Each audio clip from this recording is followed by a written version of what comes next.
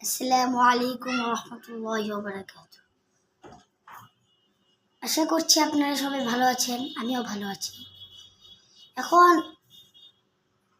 আমি মোহাম্মদ সাইমুম সিনান আপনাদেরকে আরবি 25টি শব্দ মুখস্থ শোনাবো ইনশাল্লাহ। আসলে আপনাদেরকে এই আরবি শব্দ শেখানোর কারণটা কি,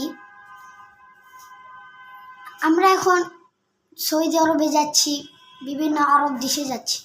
এই আরবি শব্দগুলো যদি আমরা মুখস্থ করি, ইনশাআল্লাহ আমরা আরবি শব্দ বলতে শিখে যাব ইনশাআল্লাহ।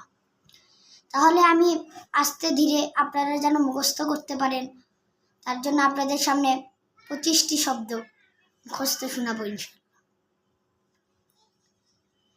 মাদ্রাসাতুন, মাদ্রাসা।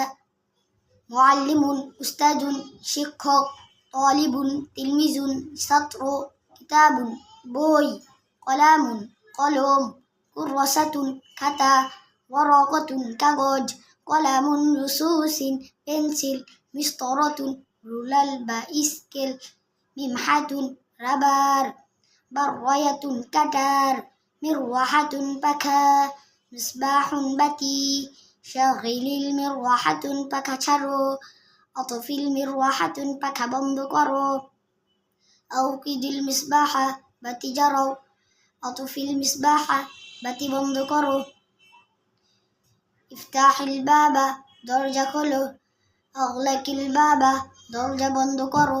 মানফিদ দাখিল, ভেতরে কে। ইন্তাজির, অপেক্ষা করো। মিরহাদুন, টয়লেট। হাম্মামুন, গোসলখানা। হানাফিয়াতুন, কল। মাউন, পানি। ইনশাআল্লাহ আপনারা যদি এই 25টি শব্দ যদি মুখস্থ করতে পারেন, ইনশাআল্লাহ আপনাদের অনেক কাজে ব্যবহৃত হবে।